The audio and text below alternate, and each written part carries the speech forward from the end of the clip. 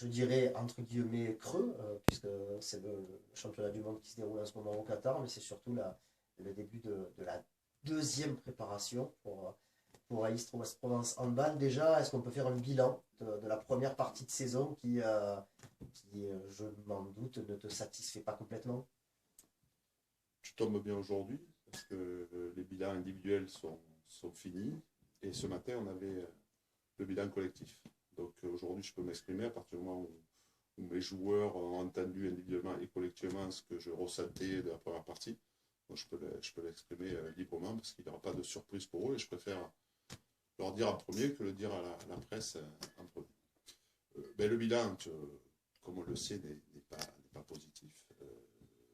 Deux victoires, deux matchs nuls obtenus à l'extérieur. Il y a un déséquilibre par rapport à ce qu'on ambitionnait. Un déséquilibre par rapport au projet, puisqu'on est dernier. Un déséquilibre par rapport au nombre de victoires et de matchs nuls qu'on a à l'extérieur et à domicile. Il y a un déséquilibre dans notre forme de jeu. Il y a un déséquilibre par rapport à l'ambition qu'on a et qui n'est pas en adéquation avec le jeu que l'on met en place. Et puis, après, il y a un déséquilibre entre les attentes qu'on pourrait avoir de nos joueurs individuellement et les prestations actuellement. Et puis, il y a aussi une remise en cause de mon fonctionnement, parce que quand on est dernier, on en est le premier responsable. Donc, il y a aussi une remise en cause d'adaptation pour la deuxième partie de championnat. C'est une certitude. Tu parlais des problèmes, le déséquilibre entre résultats à l'extérieur et à domicile. Aucune victoire à la maison pour l'instant. Est-ce que le salut, le maintien passe par des résultats sur la polyvalente et est-ce qu'il y a, je sais pas, est-ce qu'il y aurait un syndrome match à la maison? Non, je ne pense pas. L'année passée, on avait bien réussi, justement. C'était un petit peu sur la deuxième partie du championnat. L'année passée, en D2, on avait inversé un petit peu la situation, puisqu'on gagnait à domicile. Je crois que l'année passée, on perd qu'un match à domicile, donc ça n'a rien à voir. On avait perdu contre Nancy, je crois. Après, on n'avait pas perdu de match, donc il n'y a pas de syndrome. Il faut se servir quand même, parce que cette année, il y a un public qui vient, qui nous soutient, même si on aimerait toujours un peu plus. Mais donc les gens viennent, donc maintenant il faut se servir de ça. Et il est sûr de toute manière que le maintien ne passera que par des victoires à domicile. C'est quelque chose qui est travaillé à l'entraînement, mais qui est travaillé aussi un petit peu mentalement dans la préparation des matchs, notamment pour essayer d'exonérer un petit peu la pression des joueurs. C'est un petit peu le bilan. C'était un point du bilan ce matin, c'est savoir qu'est-ce qui pouvait les gêner pour qu'ils se lâchent dans les matchs à domicile. C'est difficile. Est-ce que c'est psychologique? Est-ce que c'est la forme de jeu? Est-ce que c'est une forme de jeu qui passe ambitieuse? Est-ce que les joueurs ont peur de s'exprimer à domicile? Maintenant qu'on les a entendus, c'est à nous à apporter les éléments de réponse. On a toujours, comme je disais tout à l'heure, responsable. Donc on va essayer d'amener des éléments de réponse qui soient dans la forme de jeu à domicile et peut-être les libérer un petit peu plus. Mais je crois que l'ensemble c'est le bilan de la première partie à domicile ou à l'extérieur. Je pense qu'il faudra de toute manière prendre les points quand on pourra, que ce soit à domicile ou à l'extérieur. On a appris à l'extérieur en première partie. Maintenant, il faudra faire au minimum le capital, le double minimum pour s'en sortir.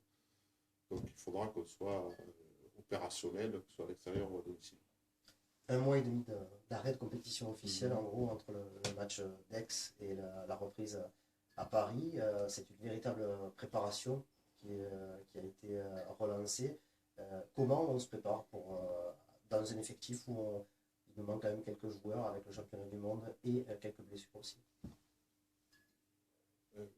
Non, les absences, je pense qu'ils sont dans un milieu international, donc je pense qu'ils reviendront avec de la fatigue certainement, mais en ayant évolué, en ayant pratiqué du handball de haut niveau, donc je ne suis pas forcément inquiet pour cela. Par contre, nous, cette trêve hivernale ne tombe pas trop mal pour nous, parce que ça va nous permettre pendant un mois et demi de revoir un petit peu nos formes de jeu, d'un point de vue tactique, d'un point de vue technique. Donc ça, c'est important. Ça va être un moment où aussi on va peut-être essayer de 4 matchs amicaux, non pas de redistribuer les cartes, mais de redonner un petit peu plus de temps de jeu à ceux qui n'en ont pas eu assez sur la première partie du championnat. Maintenant, s'ils n'en ont pas eu assez, c'est qu'on peut-être on a été frileux, voire un petit peu manque de confiance à les aligner. Donc c'est à eux aussi, à un moment donné, on ne peut pas, nous, staff, toujours trouver le remède miracle. Il faut qu'eux aussi expriment leur qualité. Et ensuite, eh bien, voilà, ça sera de préparer, de maintenir les hommes qui ont été forts en première partie du championnat pour qu'ils soient encore forts en deuxième partie du championnat. Donc des changements d'organisation défensive notamment, du jeu en transition, ça c'est une obligation. Et redonner du sens un petit peu à notre projet, continuer à avoir énormément d'ambition pour pouvoir l'atteindre et qu'individuellement on ait plus de joueurs à disposition du groupe pour jouer des matchs capitaux. Je prends l'exemple du match que vous avez joué à Saint-Raph. Vous avez de la chance quand même d'avoir quelques équipes qui sont géographiquement assez proches pour pouvoir vous préparer. Saint-Raphaël, Aix ce soir, Nîmes aussi. J'ai cru comprendre que le dernier quart d'heure avait été assez difficile. Est-ce que déjà ce soir, par exemple, contre Aix, à Sénas, tu vas essayer de faire en sorte que l'équipe joue sur 60 minutes? Oui, c'est toujours l'objectif. Hein. Il faut essayer de gagner des matchs, c'est déjà la première, mais tout en, je disais, en respectant les objectifs qu'on se fixe sur un match. Il y a la victoire, parce qu'elle capitalise du travail. Il y a aussi la forme qu'on essaie d'y mettre actuellement. Pour venir au match de Saint-Raphaël, c'est vrai qu'on fait 41 minutes de haut niveau. On gagne de 7 minutes. C'est vrai que le dernier quart d'heure laisse à désirer, mais il y a certainement des ingrédients qu'il faut. Pourquoi on a marqué que 4 buts, pourquoi on a pris tant, pour que Saint-Raphaël nous dépasse sur les derniers instants. Donc là, c'était pas forcément, bien sûr que la victoire capitale est importante, parce que c'est dans ce registre-là qu'il faut avancer, mais c'est aussi parce qu'on essayait des choses et qu'on n'a pas forcément mis l'adaptation pour gagner à tout prix ce match. Il faut qu'on arrive à gagner ces matchs en ayant respecté les objectifs qu'on s'était fixés, sinon après on va être sans arrêt d'adaptation et on ne verra pas ce qu'on souhaite voir pendant ce premier mois et demi de préparation. La trêve correspond aussi à une période de mercato. On peut avoir des mouvements.